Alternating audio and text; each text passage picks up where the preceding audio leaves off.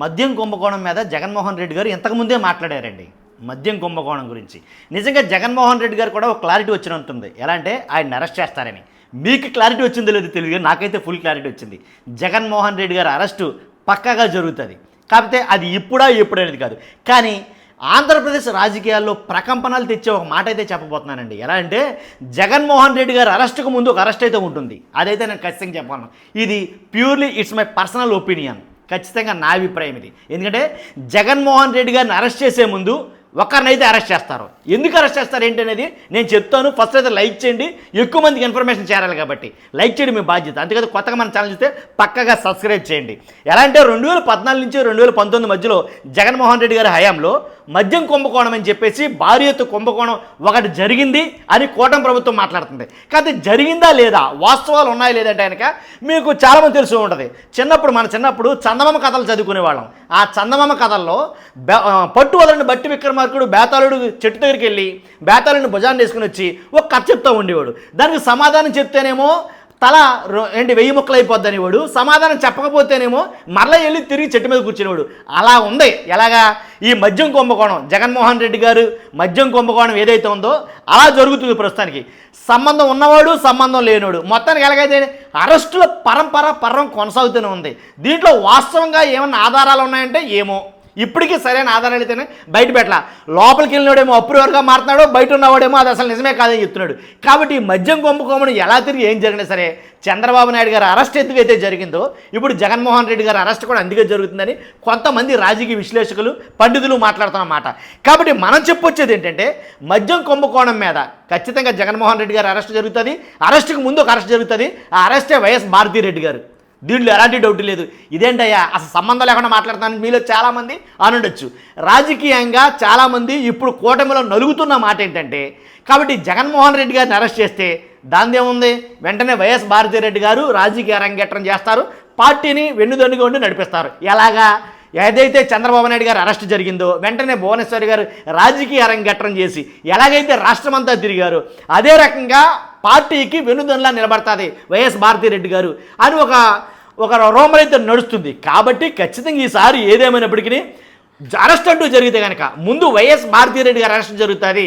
Arrest జరిగిన తర్వాతే జగన్మోహన్ రెడ్డి గారు అరెస్ట్ జరుగుతుంది అని చెప్పేసి చాలామంది మాట్లాడుతున్నారు. నా అభిప్రాయం కూడా అదే.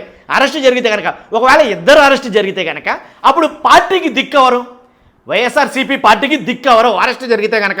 కాబట్టి ఈ అరెస్ట్ జరగకూడదు ఎట్టి పరిస్థితిలో అని చాలా మటుకు ఆల్రెడీ జగన్మోహన్ రెడ్డి గారు తన ప్రయత్నాలు ఆయన చేయడం అయితే జరిగింది. కాబట్టి ఖచ్చితంగా ఒకటైతే చెప్పగలనండి, ఎలా అంటే ఎక్కడ మద్యం విక్రయం, ఎక్కడ కుంభకోణం. కాబట్టి జగన్మోహన్ రెడ్డి గారు చెప్తున్న మాట ఏంటంటే జరిగిందా లేదా అనే దాని మీద రెండు మాటలు మాట్లాడాడు ఆయన. మద్యం కుంభకోణం జరిగిందా లేదండి. వైసీపీ హయాంలో మద్యం కుంభకోణం అంటున్నాం కదా, అసలు వైసీపీ హయాంలో మద్యం అమ్మకాలు పెరిగాయా తగ్గాయా ఒకటే ప్రశ్న. మద్యం అమ్మకాలు పెరిగితే కనుక ఖచ్చితంగా అప్పుడు ఆటోమేటిక్గా లంచాలు ఇచ్చారు, తీసుకున్నారని చెప్పొచ్చు. మద్యం అమ్మకాలు పెరగల, వైసీపీ హయాంలో మద్యం అమ్మకాలు భారీగా తగ్గిపోయాయి. కాబట్టి భారీగా తగ్గిన ఈ మద్యం అమ్మకాల వల్ల లంచాలు ఎవరిస్తారో ఇవ్వరు కదా, అదొక ప్రశ్న. తర్వాత రెండోది ఏంటంటే ఎక్కడైనా మద్యం విక్రయాలు ప్రభుత్వం కాకుండా ప్రైవేటు వ్యక్తుల చేతులకు అప్పగిస్తే, ఎగ్జాంపుల్ కూటమి ప్రభుత్వం ఏం చేసింది, మద్యం సిండికేట్కి ఏర్పడి ప్రైవేటు వ్యక్తులకి మద్యాన్ని అంతటిని ఇచ్చేయడం జరిగింది. కాబట్టి అలాంటి చోట లంచాలకి అక్రమాలు జరగడానికి తావు ఉంటుంది. కానీ ప్రభుత్వమే దగ్గరుండి నడిపిస్తే తావు ఎక్కడుంటుంది. కాబట్టి ఏ రకంగా వస్తుంది అనేది కనుక మాట్లాడుకోవడం జరుగుతుంది. జగన్మోహన్ రెడ్డి గారు గంటాపదంగా తన మాట ఇదే రకంగా ఇంతకుముందు మాట్లాడడం జరిగింది. కాబట్టి అసలు ఆ మద్యం కుంభకోణం అనేది ఎక్కడ జరుగుతుంది, దానికి ఆస్కారం ఎక్కడ ఉంది ఆయన చెప్పిన మాట. కాబట్టి మా హయాంలో మద్యం అమ్మకాలు బాగా పూర్తిగా చతికిలు పడ్డాయి. ఎందుకని, ఏదైతే మద్యం ధరలు విపరీతంగా పెంచేశారో, అందుబాటులో లేకుండా చేశారో మద్యాన్ని, కాబట్టి దాంతో మద్యం అమ్మకాలు పూర్తిగా తగ్గాయి. కంపెనీలకి లాస్ వచ్చింది. కంపెనీలకి లాస్ వస్తే, లాస్ వచ్చిన కంపెనీలు మళ్ళీ లాభాలు రాకుండా లాస్ వస్తే మరలా తిరిగి లంచాలు ఎలా ఇస్తారు, చిన్న లాజిక్ ఎలా మిస్ అవుతున్నారు అని జగన్మోహన్ రెడ్డి గారు అడగడం జరిగింది. దీంట్లో వాస్తవం ఉంది. ఎవరైనా విజ్ఞత కలిగి ఆలోచిస్తే మీరైనా నేనైనా కరెక్టే. కాబట్టి లాభాలు వస్తే ఏదన్నా లంచాలు ఇచ్చాడంటే ఒప్పుకుంటాం, కానీ లాస్ వస్తే ఏ కంపెనీ వాడు లంచాలు ఇస్తాడు, దీంట్లో వాస్తవం లేకపోవాలి. కాబట్టి జగన్మోహన్ రెడ్డి గారు చెప్పిన మాట ఇది. కాబట్టి ఏదేమైనప్పటికీ ఎలాగైతే లాసే రాని, లాభం రాని, లంచాలు ఇచ్చినా ఇవ్వకపోయినా జరగాల్సింది ఒక్కటే, జగన్మోహన్ రెడ్డి గారు అరెస్ట్. అది ఎలాగో చేస్తారని ఫిక్స్ అయిపోయాడు కూడా ఆయన. ఒకవేళ నేను జైలుకి వెళ్తే అన్నట్టుగా మాట్లాడారు రీసెంట్గా జగన్మోహన్ రెడ్డి గారు. ఆ మాట మీద చాలామంది చాలా రకాలుగా మాట్లాడారు. కాబట్టి ఆయన జగన్మోహన్ రెడ్డి గారు జైలుకి వెళ్తే వెనకాల ఉన్న వాళ్ళు నడిపించాలా.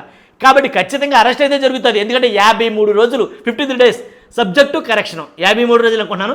చంద్రబాబు నాయుడు గారిని అరెస్ట్ చేసి జైల్లో పెట్టిన రోజులు 53 కాదు, ఖచ్చితంగా 54 రోజులు అయితే కనుక జగన్మోహన్ రెడ్డి గారిని జైల్లో పెట్టాలనే ఉద్దేశంతో ఉన్నారు అని వైసీపీ వాళ్ళు చెప్తున్నారు. ఖచ్చితంగా అరెస్టులు జరుగుతాయని చెప్పేసి వైసీపీలోని కొంతమంది మంత్రులు, కొంతమంది ఎలా అంటే సబ్జెక్టు కరెక్షన్ అనే పేరు కొంతమంది మాట్లాడారు, కొంతమంది మంత్రులు. కాబట్టి ఈ రకంగా జరుగుతున్నప్పుడు 100% అరెస్ట్ అయితే జరుగుతుంది. అరెస్ట్ జరిగే ముందు ఇద్దరిని కలిపి అరెస్ట్ చేస్తారు. ఎందుకంటే వైసీపీ పార్టీకి దిక్కు మొక్కు లేకుండా చేస్తారు. ఇదైతే కనుక ఎక్కువగా నడుస్తున్న పబ్లిక్ టాక్. మొత్తం చాలా చాపకని నీరులాగా చాలా ప్రయత్నాలు అయితే జరుగుతున్నాయని మాట్లాడుతున్నారు. చూస్తున్నా మీరు అందరూ కూడా. ఖచ్చితంగా మీ అభిప్రాయం ఉంటే కామెంట్ రూపంలో తెలియజేయండి. నా అభిప్రాయం నేను చెప్పా కాబట్టి మీ అభిప్రాయం నేను సదా గౌరవిస్తాను. కామెంట్ రూపంలో తెలియజేయండి. ఫస్ట్ అయితే లైక్ చేయండి, ఎక్కువ మందికి ఇన్ఫర్మేషన్ షేర్ అవ్వాలి. కొత్తగా మన ఛానల్ చూస్తే పక్కాగా సబ్స్క్రైబ్ చేయండి. Thank you very much.